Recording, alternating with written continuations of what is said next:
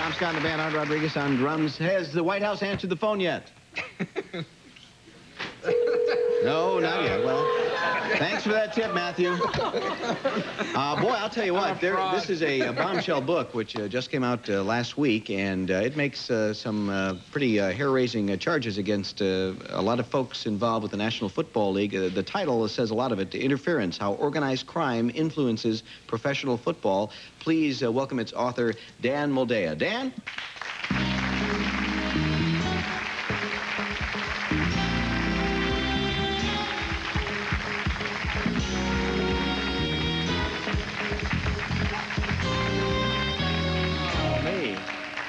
What are you hearing from the powers that be? Anything? They just want me to go away right now. We've spoken to them, and they don't want to talk about it either. They have nothing to say. But they're not denying anything, and they're not refuting any of the facts. Let me talk about some of the major charges. And I just jotted down a few of the. I mean, you're saying, for example, virtually every team owner gambles on football teams. Well, I'm saying that no fewer than 26. That's NFL team owners have documented ties. Past and present NFL team owners have documented business ties to either the gambling community and/or the organized crime syndicate.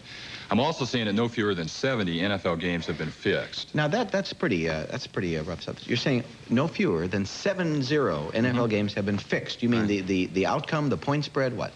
I'm saying the points were shaved and thereby fixed. Yeah. How does this happen? Well, I first got into this about 1983. Vincent Persani, who is the head of the Michigan State Attorney General's Office Organized Crime Division, told me, if you're going to do a book about the NFL, Dan, you're going to have to get into this guy, Don Dawson, because he was fixing games. We knew it. I went to my friends and my sources at the Internal Revenue Service, the Organized Crime Intelligence Division. They said Don Dawson was fixing games. I went to the FBI, the Organized Crime and Racketeering Section of the Justice Department, and Strike Force field offices. Everybody told me what Don Dawson was fixing games. At that point, I had enough evidence to print that allegedly Don Dawson was fixing NFL games. He was a major bookmaker in the Midwest. I then went to Dawson, I tracked him down, I jumped through all kinds of hoops to interview him, and when I interviewed him on about the 7th or 8th interview, he admitted to me that he had personally participated in the fixing of no fewer than 32 NFL games. How does that happen? He liked to work with the quarterback. He would go to the quarterback would come to him and say, I need some bread. What's the line on the game this week? And the bookmaker would say, you guys are favored by 6 points. And then the reply was, we're not going to cover the spread. And basically that was it. Now, do you name players? Oh, sure, I name players. And also in 1979, I go into the specifics of 8 fixed games that were allegedly fixed by 2 referees who were investigated by both the FBI and the IRS. And I list the 8 games on page 308 of the book. Yeah. Are drugs involved in this at all? Yeah, drugs are the real variable in all of this. I mean, when a drug dealer has a relationship with a player, there's an extortionate edge to that situation whereby that dealer has that player's career in his hands because of the drug policies within the NFL for throwing a person out. Within the past few years, no fewer than 9 NFL teams have been investigated because their players were receiving drugs from gamblers. Now, I know gamblers who, on principle, refuse to sell drugs, but I'm not aware of many drug dealers who, on principle, refuse to gamble. And the key here is that the NFL is very aware of the fact, and their worst-case scenario is the player who's strung out can't pay his bill to his dealer, and so the dealer comes to him and says, hey, you owe me money, and the dealer says, and the player says, I told you I can't pay it, and the dealer says, that's okay, but now you're going to come and work for me. Now, the obvious question, you're talking about all these games being fixed, you're talking about all these people involved, you're talking about going to various agencies, and they're saying who the people are involved. Why has this gone uncovered if this is the case? What I'm also alleging in the book is that no fewer than 50 legitimate investigations of corruption within the NFL have been either suppressed or just flat out killed as a result of a sweetheart relationship between NFL security, which is the internal police force within the league, and a variety of federal and state and local law enforcement agencies. I'm a big baseball fan, and I have more respect for baseball right now because of the way it's handled the Pete Rose case in the open and honest manner that it's handled this case than I've ever had before. I have more confidence in baseball because it's handled. Well, how do these investigations get quashed?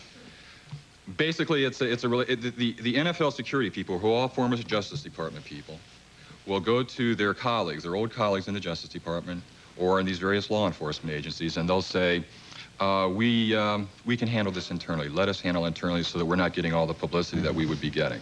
And so to all intents and purposes, these investigations I can cite chapter investigations. Again, I cite about 50 in the book. It is a strange sport because it is the one sport where you can go to a game and come away, even if your home team has won, disappointed because you're not as much interested in the outcome as the point spread. It's a situation where you have a game where the score is 21-20, there's 30 seconds left on the clock, the home team, you're up in the stands, and the home team has the ball on the 30-yard line.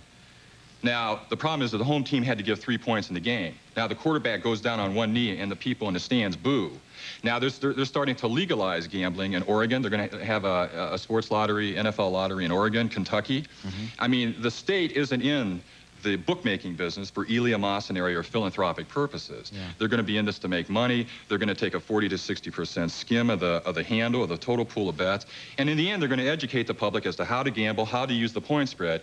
And then the public is going to realize that it can get a better, bigger bang for its buck from Charlie the bookie, the friendly local bookmaker at the corner bar, who's going to be put up $11 to win 10, and taking a 10% vigorish or commission on the losing Betsy books. Now, is all this, is what you have written here going to get things unearthed? Well, I'm hoping that there'll be a federal investigation, hopefully the Senate Select Committee, to investigate organized crime's influence in all of professional sports, not just football, but on baseball and basketball as well. I'm hoping that there will be registration and licensing of anyone with a financial interest in a professional sports team, that there will be public disclosure of financial transactions involving professional sports teams, that there will be a further examination of public ownership of teams so that the citizens of the cities in which these teams play, the public can have literally a piece of stock in those companies. I'm also afraid that the illegal gambling economy has become an adjunct to the First Amendment because of the insistence by the sports media to print and broadcast the betting line and to hire odds makers and handicappers for the purposes of... That is true. You read the newspaper and the point spread is in there, and it's obviously in there to give you information for gambling, which is... And gambling is still illegal in 49 states until September 6th when the lottery is legalized in Oregon. Yeah. We just have a minute here, but when you write about organized crime and involvement, does this give you any cause for concern about your own safety, and should I be doing this interview? Yeah, sometimes it does. I had a lot of trouble when I was younger, but no one's tried to kill me in almost 6 years, so I feel pretty comfortable right now. Well, I don't. This is my fourth book. This is my fourth book, and I should point out I've never been sued. I've never been sued, and I try to treat people with respect, and I think that everybody has something to say. Everyone has an ego, and mob guys are like, you know, human beings, and you just have to be able to push the right button with them. Well, I've never met a mob guy who's not against wiretapping. I've never met a mob guy who's not... lugs, aren't they? I've never met a mob guy who's not in favor of strong personal privacy laws. I'm bored for hours by mob guys who are whining about the alleged impingements upon their rights and freedoms by the FBI and the IRS. It's a sensational book filled with sensational charges and a lot of information to back up a lot of them. It's called Interference, How Organized Crime Influences Professional Football. Dan Moldea, its author and our guest. Thanks very much. Thank you, Dan. Take a break and be right back.